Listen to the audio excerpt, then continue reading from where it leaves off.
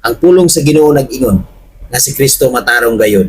Busa ang tanan nga nagbuhat og matarong mga anak sa Dios. Unang Juan 2 versikulo 29. Nasayod kamo nga si Kristo matarong. Busa angay ninyong hibaluan nga ang tanan nga nagbuhat og matarong anak sa Dios. Mao kana ang pulong sa Ginoo igsoon nga nagpahinumdum sa matag usa kanato. Ang tanan nga nagbuhat og matarong, ang tanan nga nagbuhat uyon sa kabubuton sa Dios, iya gayud kining mga anak. Mga tinuod niya kining mga anak.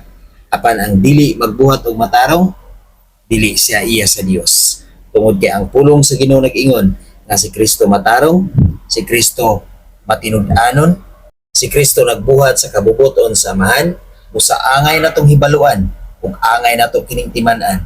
Ang tanan nga nagbuhat og matarong, putli og makapahimuot ngadto sa Ginoo, anak gayud kini sa Dios.